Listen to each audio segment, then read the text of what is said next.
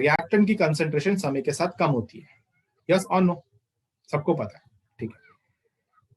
लेकिन बच्चा अगर कभी समझो पॉपुलेशन ग्रोथ की बात आती है, पॉपुलेशन ग्रोथ जनरली नहीं पूछा जाता है, पर एक सवाल आपको है, उसमें आपको फॉर्म पूछा गया उसका, तो इसलिए मैं उसके लिए कुछ इन्फॉर्मेशन दे रहा हूँ, तो जब हम उसका सवाल को करेंगे तो आप इजीली टिक कर सको। तो पॉपुलेशन ग्रोथ का कभी भी सवाल आता है तो हमेशा वो फर्स्ट ऑर्डर होगा, क्लियर। अब पॉपुलेशन ग्रोथ में फर्क क्या है रिएक्शन वाली कंडीशन से, अगर मैं कंपेयर करूं, रिएक्शन में रिएक्टेंट है, रिएक्टेंट का टाइम जीरो का जो कंसेंट्रेशन होगा और टाइम टी का जो कंसेंट्रेशन होगा, टाइम टी का कंसेंट्रेशन हमेशा कम होगा टाइम जीरो से, यस और नो। रिएक्टेंट का टाइम टी का कंसेंट्रेशन टाइम जीरो के कंसेंट्रेशन से हमेशा कम होगा। पर अगर मैं पॉपुलेशन की बात करता हूं, पॉपुलेशन ग्रोथ की, तो उसका जो टाइम टी पर पॉपुलेशन होगा वो ऑब्वियसली टाइम जीरो के पॉपुलेशन से ज्यादा होगा ना, यस और नो। अगर मैं पॉपुलेशन ग्रोथ की बात कर रहा हूं, आप अपने एग्जांपल लो ह्यूमंस का, ठीक है, तो अगर मैं पॉपुलेशन ग्रोथ की बात कर रहा हूं तो टाइम जीरो पे जो पॉपुलेशन होगी वो कम होगी मेरी टाइम टी के पॉपुलेशन से, क्योंकि यहाँ पे ग्रो कर रही है। समझ में आ गया। तो आप हमेशा ही फर्स्ट ऑर्डर अप्लाई करने वाले हो, फर्क क्या आएगा, सिर्फ मैं उसका एक्सप्रेशन बना के दे रहा हूं आपको एक बार। तो इसमें क्या होगा कि अगर मैं इंक्रीज पॉपुलेशन ग्रोथ की बात करता हूं,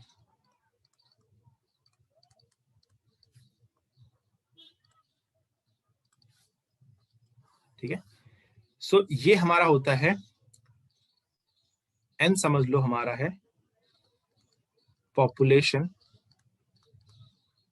आफ्टर टाइम टी,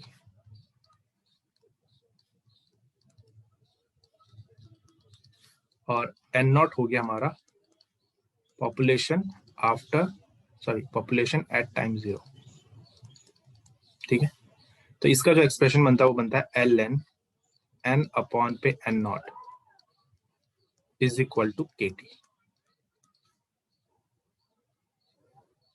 जबकि के टी के क्या कांस्टेंट है, पॉपुलेशन ग्रोथ कांस्टेंट है ये, ठीक है। तो ये होता है, हम वहां पे अगर आप पढ़ो तो हमने ऐसे पढ़ा रिएक्शन के लिए, फॉर रिएक्शन, रिएक्शन के लिए जो होता है ना, ये हम इस तरह से लिखते हैं L N A by A naught is equal to minus K T. तो ये माइनस नहीं आएगा बस, क्योंकि माइनस एन हमें बता रहा है कि समय के साथ साथ ए की वैल्यू कम होगी, लेकिन यहाँ पर हमने माइनस एन हटा दिया, इस समय क्या पता लगता है कि समय के साथ साथ एन की वैल्यू और बढ़ेगी। तो ये फर्क होता है बस दोनों में छोटा सा, हमेशा ही ध्यान रखना, ठीक है। डायरेक्ट एक्सप्रेशन पूछा गया आपसे पॉपुलेशन ग्रोथ का, सो एक क्वेश्चन है, इसे लिखते हैं, ठीक है, उसके बाद मुझे बताना आंसर। क्वेश्चन काफी सरल है, कोई टफ नहीं है क्वेश्चन, बहुत इजी क्वेश्चन है।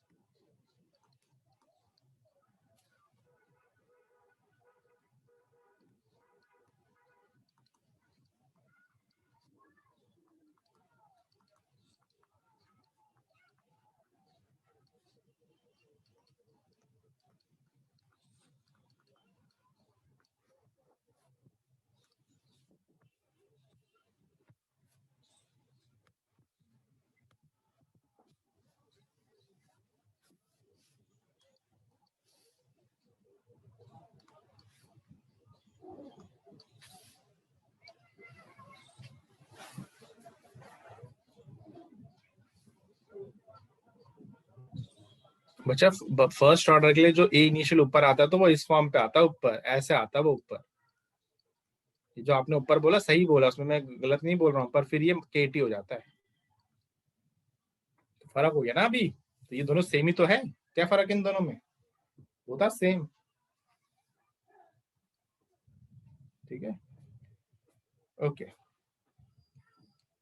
सो एक सिंपल सा क्वेश्चन आपसे बोल रखा है कि पर्टिकुलर बैक्टीरिया जिसका जनरेशन टाइम 75 मिनट्स है, तो आपसे पूछा गया कि 150 मिनट के बाद जो उसकी पॉपुलेशन होगी वो इनिशियल पॉपुलेशन के कंपैरिजन में कितनी होगी, मतलब अगर पी है तो वो कितनी जाएगी, 2p0, 3p0, 4p0, 5p0, so on. तो इसके लिए आपको जनरेशन टाइम पता होना चाहिए, व्हाट इज जनरेशन टाइम। ठीक है, ये लिख लो, मैं बोल रहा हूँ किसी भी पॉपुलेशन के लिए।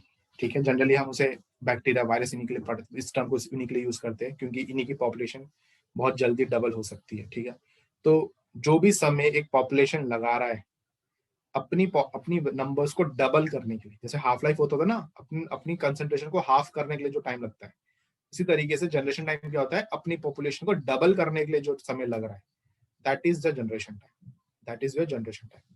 और जनरेशन टाइम का वैल्यू सेम रहता है हर एक तरफ। ठीक है, क्योंकि इट्स अ फर्स्ट ऑर्डर। ठीक है, और अगर आप जनरेशन टाइम का एक्सप्रेशन बनाने जाओगे तो आप देखना उसका रिलेशन बहुत मिलता जुलता आएगा, मतलब बहुत फेमिलियर रिलेशन मिलेगा आपको जनरेशन टाइम का कभी निकालोगे। तो मैंने आपको बता दिया at T is equal to generation time, तो एन कितना हो जाएगा, 2n0 होगा कि नहीं होगा। सब्सटीट्यूट करना एक्सप्रेशन में, आपको दिखेगा क्या आ रहा है, बहुत ही फैमिलियर फॉर्म मिलेगी। मैं पहले आपको एक हिंट दे देता हूँ, बहुत ही फैमिलियर फॉर्म। ठीक है, वो आपके ऊपर है क्योंकि वो उसके ऊपर क्वेश्चंस नहीं आते तो मैंने कोई एक्सप्रेशन बना के दिया, पर आप बना सकते हो। ठीक है, कितना होगा, चलो अब आंसर बताओ, क्वेश्चन हमें आंसर से मतलब है बेसिकली। कितना होगा, 4 टाइम्स, बिल्कुल, है ना, सीधी सी बात है। शुरुआत में अगर पी है तो मैं बोलता हूं कि ये 2p0 हो जाएगा, 2p हो जाएगा आफ्टर 75 मिनट्स, और फिर ये 2p फर्दर डबल होगा, मतलब 4p हो जाएगा फिर से 75 मिनट के बाद। तो अगर मैं इन दोनों को ऐड करता हूं तो इन दोनों की वैल्यू है 150 मिनट।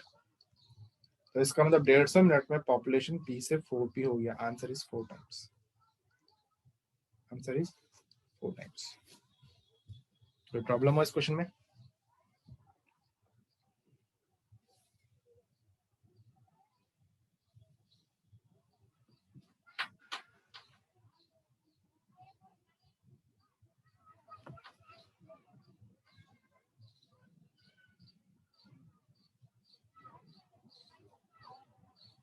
आपको सॉफ्ट कॉपी मिल गया प्रीवियस ईयर्स का भी? कुछ मिला अभी तक सॉफ्ट कॉपी? अभी नहीं मिला? ओके, कोई नहीं, क्वेश्चन कर लेते तब तक। ठीक है, मिलेगा वो आपको शायद।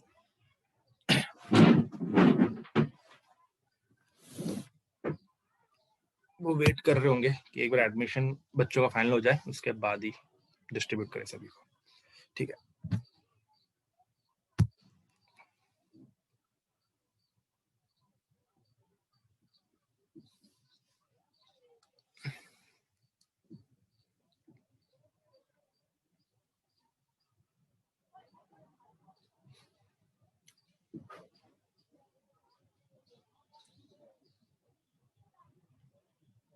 बच्चा सब मिलेगा, टेंशन मत लो।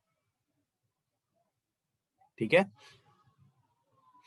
देखो सीधी सी बात है, थोड़ा सा एक बार स्ट्रीमलाइन हो जाएगा कि कितने बच्चे एक्चुअली में एडमिशन में हैं, तो उसके बाद वो आराम से उसे डिस्ट्रीब्यूट कर देंगे, ऐसा कुछ नहीं है। अब मैं सॉफ्ट कॉपी की बात कर रहा हूँ जो ऐप में अपलोड होगा, हार्ड कॉपी पहुंचने में तो समय लगता है, ये चीज ध्यान रखना। पोस्ट होता है यहाँ से, तो पहले वो जिन जिनका एडमिशन हुआ उनको पोस्ट करेंगे, पोस्ट करने में भी 15-20 दिन लग जाते हैं पहुंचने में, कोरोना के चलते हुए सब। ठीक है, तो टाइम लगता है। तो अगर हार्ड कॉपी तो थोड़ा टाइम लगेगा पहुंचने में, लेकिन सॉफ्ट कॉपी आपको अपलोड हो जाएगी कुछ दिनों के अंदर। ठीक है,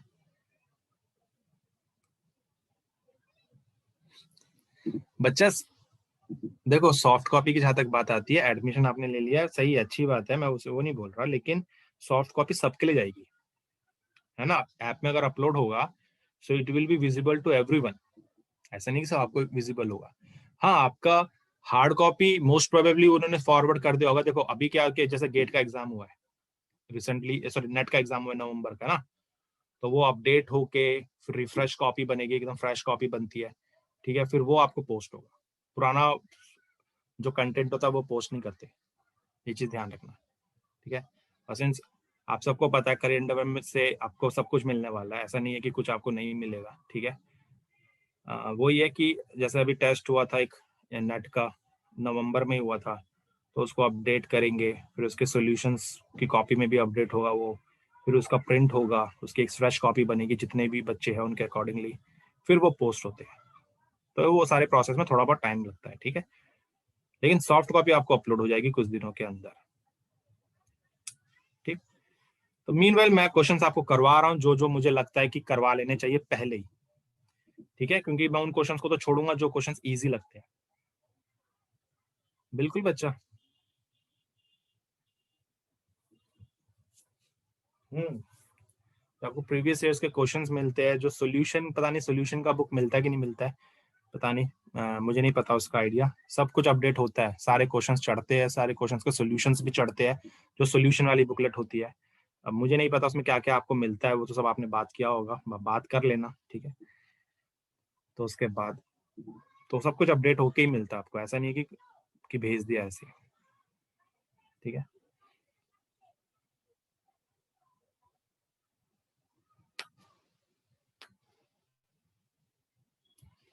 ओके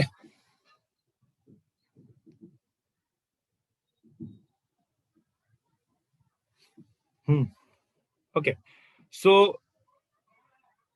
अभी कुछ क्वेश्चंस कर लेते हैं प्रीवियस ईयर्स में से, जो क्वेश्चंस मुझे लगता है इस टॉपिक में से अच्छे ठीक ठाक पूछे गए, जिसमें आपको थोड़ा सा सोचना पड़ सकता है, और जो स्ट्रेट फॉरवर्ड बच्चा मैं छोड़ दूंगा, जब आपको सॉफ्ट कॉपी अपलोड होगा ना, फटाफट एक दिन एक क्लास में बैठ के फटाफट 30-40 क्वेश्चन है उन सबको खत्म कर देंगे, ठीक है। तो 30-40 में से कम से कम 5-6 क्वेश्चन अभी डिस्कस करेंगे हम लोग जो अच्छे हैं।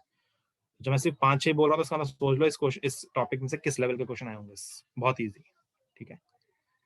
ओके, क्वेश्चन करते हैं।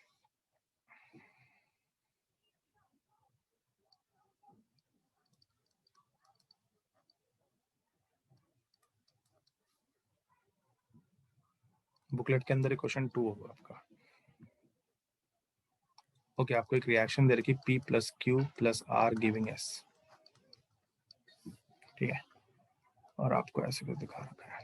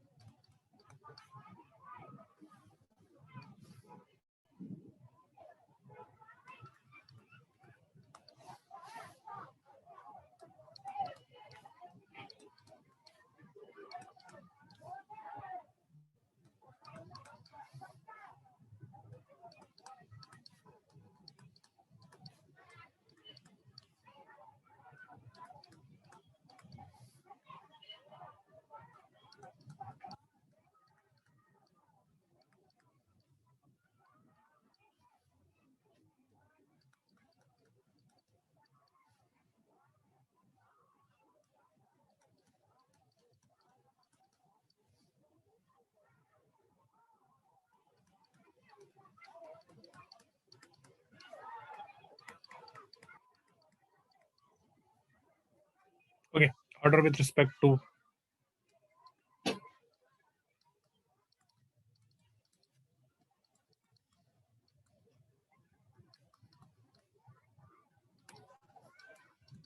तो ये सब है,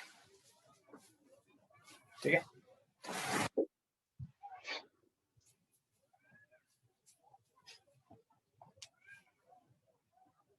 अब देखो, अभी तक बच्चा हमने जो क्वेश्चंस मैंने आपको दिए थे उसमें 2-2 रिएक्टेंट थे, सिंपल सिंपल से, ठीक है। तो यहाँ पे 3 रिएक्टेंट आ गए, तो करना क्या है, इट्स इनिशिएट मेथड, हम सबको दिख रहा है, हमारे पास 4 एक्सपेरिमेंट्स है, 1 2 3 4 अगर मैं बोलूँ, ठीक है। This is the first experiment, this is second, third and fourth, तो वी हैव 4 एक्सपेरिमेंट्स, ठीक है। इन 4 एक्सपेरिमेंट्स में से हमें निकालना है, ठीक है।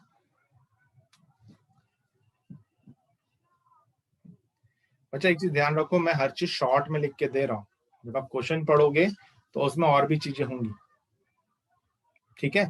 तो उससे परेशान मत हो, जो इन्फॉर्मेशन की आपको जरूरत है वो मैं आपको दे रहा हूँ। तो अगर किसी के पास ऑलरेडी कोई बुक पढ़ी हुई है इसकी, आपके पास करियर एंडेवर की, तो प्लीज मुझे उसके क्वेश्चंस पढ़ के उसका लाइन मुझे मत बताओ, मेरे पास भी है यहाँ पर, ठीक है। तो अगर किसी के पास पढ़ी है वो बुक, ठीक है, पढ़िए, तो आप क्वेश्चन पढ़ो, उसमें कोई इशू नहीं है, ठीक है।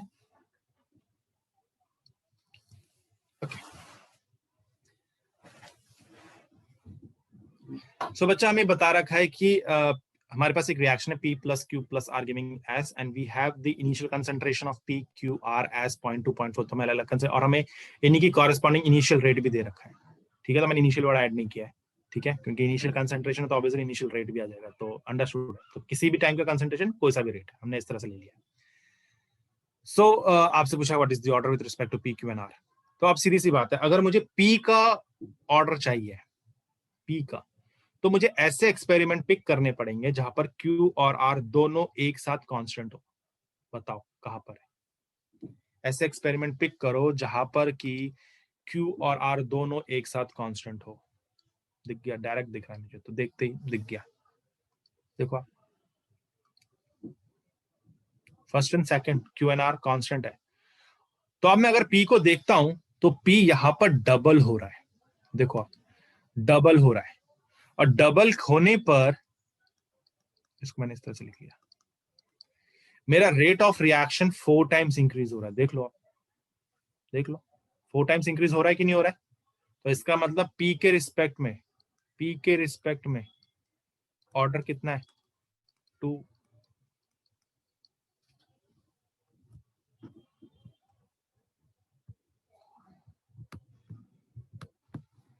जी समझ में आई? शॉर्टकट लगाया हमने और कुछ नहीं किया हमने, ठीक है, ओके। अब हमें क्या करना है? हमें Q का निकालना है। तो Q का अगर मुझे निकालना है तो मुझे ऐसी दो एक्सपेरिमेंट उठाने हैं जहां पर मेरा P और R कांस्टेंट हो एक साथ। P और R मुझे कांस्टेंट चाहिए, दिख गया 2 और 3। देखो 2 और 3।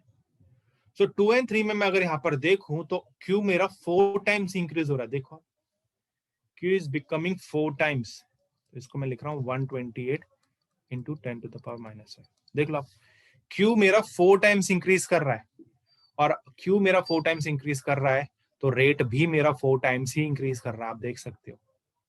तो इसका मतलब order with respect to Q कितना हो गया? 1। देख लो आप, चेक कर सकते हो, कोई इश्यू नहीं है उसका।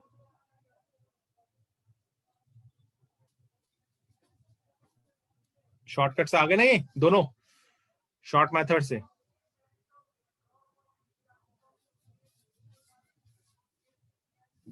ठीक है, ओके। सारी कहानी फंसती है आर पर जाकर।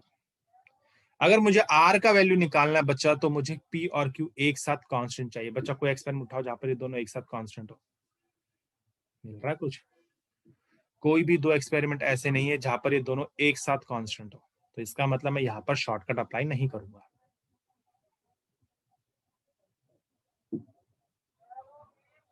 क्लियर? यहां पर मैं शॉर्टकट अप्लाई नहीं करने वाला हूं।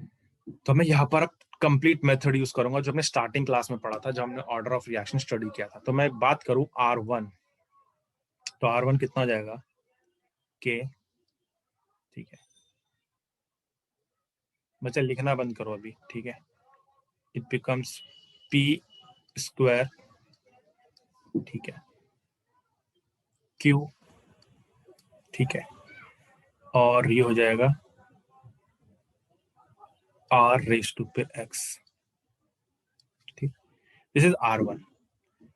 सो अब मैं R1 की जगह सीधा ले रहा हूं R4, क्योंकि क्यों नहीं ले रहा मैं R2 R3? क्योंकि R2 R3 में R की कंसेंट्रेशन सेम सेम है, तो कैंसिल होने वाली है फिर वो, इसलिए मैं R4 लूंगा। तो अगर मैं R4 लूं तो इट बिकम्स K, ठीक है। So it becomes P square again, it becomes Q and it becomes R raise to X। ठीक है, तो सब में फर्क है, तो मैं डैश डैश मार्क कर रहा हूँ। जहां जहां फर्क होगा हटा देंगे, जहां नहीं फर्क वो कैंसिल कर देंगे, ठीक है। So it becomes R1/R4। मैंने R1/R4 कर लिया, तो R1/R4 में के तो कैंसिल हो जाएगा। अब इसके वैल्यू डालते हैं, it is 0.2 the whole square. देख लो आप, R1 का P देखो, R1 का P जो है 0.2 द होल स्क्वायर इंटू पे R1 का Q देखो 0.5, देख लो आप, इंटू पे ये हो गया 0.4 रेज टू पे X, जो मुझे नहीं पता है, ये तो मुझे निकालना है। अपॉन पे R4 पे चलते सीधा, R4 पे मेरा P है 0.1 द होल स्क्वायर, ये है मेरा 0.25, और ये है मेरा 1.6 the whole raise to X। है ना। चलो, तो इसका मतलब R1/R4 जो मेरा हो गया है, जरा सॉल्व करके बताओ कितना आ रहा है पूरा। अच्छा, R1/R4 की भी तो वैल्यू है कुछ ना कुछ।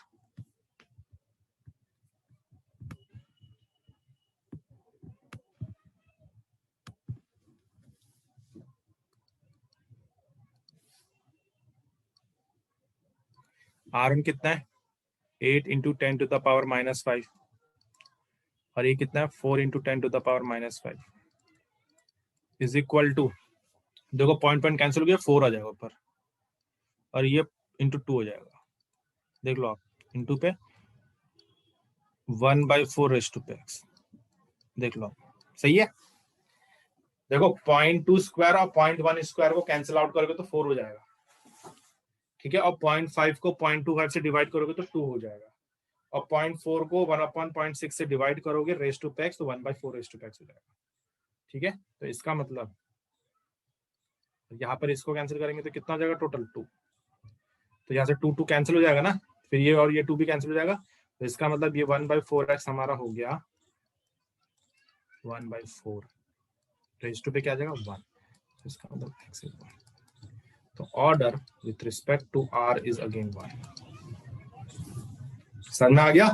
तो ये क्वेश्चन इसलिए सही है बच्चा, क्योंकि इस क्वेश्चन में आपकी शॉर्ट मेथड भी यूज हो रहा है और आपका कंप्लीट डिटेल मेथड भी यूज हो रहा है, दोनों यूज हो रहे हैं, ठीक है। तो इसमें परेशान नहीं होना अगर बन नहीं रहा है, अगर शॉर्ट मेथड से नहीं बन रहा है। मैंने स्टार्टिंग क्लास में बताया था कि अगर कभी कोई ऐसा क्वेश्चन है जहाँ पे कि आप शॉर्ट जो ट्रिक है आपका या शॉर्ट मेथड जो है वो आप अप्लाई नहीं कर पा रहे हो डायरेक्ट, तो आपके पास कंप्लीट एक डिटेल मेथड है, उससे जाओ, आप आंसर बनाना है आपने। ऐसा नहीं है कि सर यार ट्रिक नहीं लग रहा तो भी क्या करना है, आपके पास लॉन्ग मेथड भी है, उससे जाओ फिर। समझ में आया क्वेश्चन सभी को। तो क्वेश्चन में कुछ नहीं था, क्वेश्चन में सारे वही तरीके जो हमने कर रखा है, कोई नया तरीका नहीं था, ठीक है। बस ये था कि एक ही क्वेश्चन के अंदर पहली चीज 3 रिएक्टेंट्स थे और दोनों मेथड यूज होने वाले थे, ठीक है। अच्छा, R4 की वैल्यू 4 इंटू 10⁵ है ना, ये रही R4 ये है, ठीक है। First experiment, second experiment, third experiment, fourth experiment. अच्छा, शॉर्ट मेथड में देखो, ये आपको मैंने स्टार्टिंग में टेबल दे रखा है, तो अगर मुझे पी की वैल्यू निकालनी थी तो मुझे ऐसी 2 एक्सपेरिमेंट पिक करने थे 1 2 3 4 में से, जहां पर मेरा क्यू और आर दोनों एक समय एक ही साथ कांस्टेंट हो। वैल्यूज अलग अलग हो सकती है दोनों की, पर दोनों कांस्टेंट होने चाहिए दोनों टाइम। तो मैंने फर्स्ट एंड सेकंड एक्सपेरिमेंट उठाया, तो फर्स्ट और सेकंड एक्सपेरिमेंट अगर आप उठाते हो तो आप देख सकते हो क्यू की वैल्यू 0.5 है और आर की वैल्यू 0.4 है, सो दे आर कांस्टेंट। लेकिन पी को मैंने क्या कर दिया, डबल कर दिया, 0.2 से 0.4। 1 एंड 2 पे देखो, फर्स्ट एक्सपेरिमेंट सेकंड एक्सपेरिमेंट में, तो जब मैं पी की कंसेंट्रेशन डबल कर रहा हूं तो मेरा जो रेट है वो 4 टाइम्स हो जा रहा है। देखो आप, 8 इंटू 10⁻⁻5 से इट बिकम्स 32 इंटू 10⁻⁻5। तो अगर आप कंसेंट्रेशन डबल करते हो और रेट ऑफ रिएक्शन 4 टाइम्स हो जाता है तो ऑर्डर 2 होता है। पढ़ा है कि नहीं पढ़ा हम सबने, आंसर इज 2। तो order with respect to P is 2, ठीक है। क्यू के रिस्पेक्ट में बात करूं तो क्यू के लिए हमने क्या किया, हमने ऐसे एक्सपेरिमेंट उठाए जहां पे कि पी और आर कांस्टेंट हो, और वो हमें सेकंड एंड थर्ड से मिल गए। तो सेकंड एंड थर्ड में हमारे पी भी कांस्टेंट है, आर भी कांस्टेंट है। लेकिन अगर मैं सेकंड से थर्ड पर जाऊं क्यू के लिए, तो आपका 4 टाइम्स इंक्रीज आ रहा है कंसंट्रेशन पे, आप देख सकते हो। तो अगर 4 टाइम्स इंक्रीज आ रहा है कंसंट्रेशन पे, तो आपका रेट ऑफ रिएक्शन भी तो 4 टाइम्स इंक्रीज कर रहा है। तो जितना कंसंट्रेशन में चेंज किया है, अगर उतना ही चेंज हमें रेट पे भी दिखता है तो ऑर्डर कितना होता है, 1। तो order with respect to Q is 1। R के लिए ऐसा कोई तरीका में मिल नहीं पा रहा था, ऐसे कोई 2 एक्सपेरिमेंट मिल नहीं पा रहे थे जहाँ पे कि पी और क्यू दोनों एक साथ कांस्टेंट हो, तो हमने डिटेल मेथड अप्लाई कर दिया। अब उस डिटेल मेथड में भी इतना ध्यान रखो, हमने जब R1 पिक किया तो हमने वैल्यू लिखी, R1 पे हमारी R की कंसेंट्रेशन है 0.4। तो अब हमें एक ऐसा एक्सपेरिमेंट उठाना था जहां पर कि R की वैल्यू 0.4 से अलग हो, क्योंकि अगर मैं सेम उठा लूंगा तो कैंसिल आउट हो जाएगी चीजें। इसलिए मैंने सेकंड पिक किया, नहीं मैंने थर्ड पिक किया, उससे आंसर नहीं बनेगा, बनेगा फोर्थ से। इसलिए मैंने फर्स्ट एक्सपेरिमेंट उठाया और फोर्थ एक्सपेरिमेंट उठाया। आप सेकंड एंड फोर्थ भी उठा सकते थे, आप थर्ड एंड फोर्थ भी उठा सकते थे, लेकिन फोर्थ जरूरी है, फोर्थ रहेगा रहेगा, क्योंकि फोर्थ ही एक ऐसा एक्सपेरिमेंट है चारों में जहां पर उसकी कंसेंट्रेशन, आर की कंसेंट्रेशन वेरी कर रही बाकी एक्सपेरिमेंट से। 3 एक्सपेरिमेंट में देखो 0.4 0.4 0.4 और फोर्थ में 1.6 है। हम जब भी ऑर्डर निकालते तो हम चाहते कंसेंट्रेशन वेरी कर रहा हो, तो आप फर्स्ट 3 में से कोई सा भी एक्सपेरिमेंट पिक करो और फोर्थ एक्सपेरिमेंट लेना, ठीक है। तो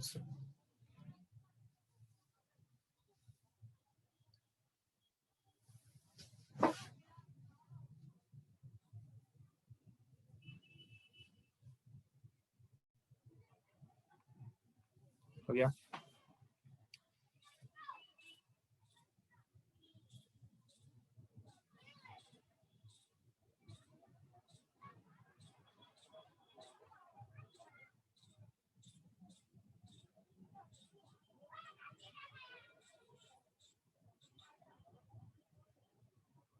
चलो एक क्वेश्चन आपको पूछा गया था,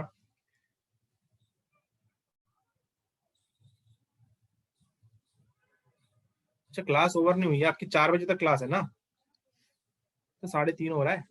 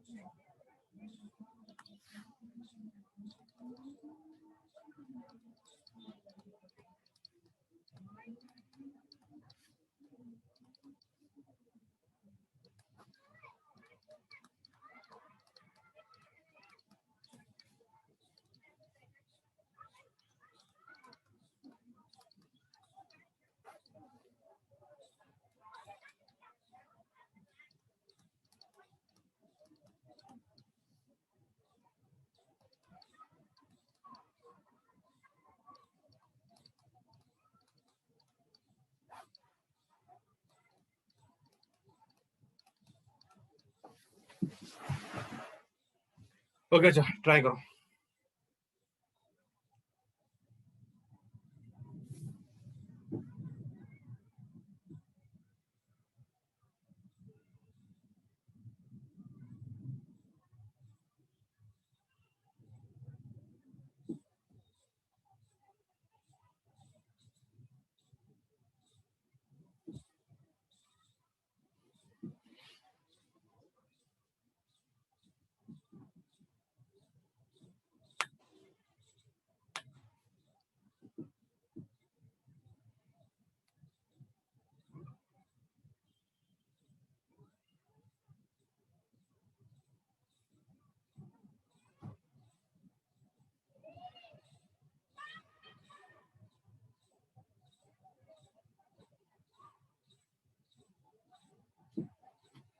कुछ क्वेश्चन समझ में आ रहा है? पहली बात तो ये बताओ। ओके, देखो बच्चा, इस क्वेश्चन में एक पॉलीमराइजेशन करके एक टर्म आ गया है ना, पॉलीमराइजेशन करके एक टर्म आया है, तो इसका मतलब ये नहीं होता है कि क्वेश्चन पॉलीमराइजेशन का ही है, पहली चीज, ठीक है। ये क्वेश्चन है आपका मेजरली आपका ये काइनेटिक्स का है और थोड़ा आपका पॉलीमराइजेशन का है, लेकिन उसमें भी पॉलीमराइजेशन का ऐसा वो पॉलीमराइजेशन कॉन्सेप्ट नहीं लगना जो आप इस लेवल पे पढ़ते हो, ठीक है, पहली चीज। सो क्वेश्चन को समझते हैं। क्वेश्चन में बोला गया है आपने सेकेंड ऑर्डर पॉलीमराइजेशन रिएक्शन के लिए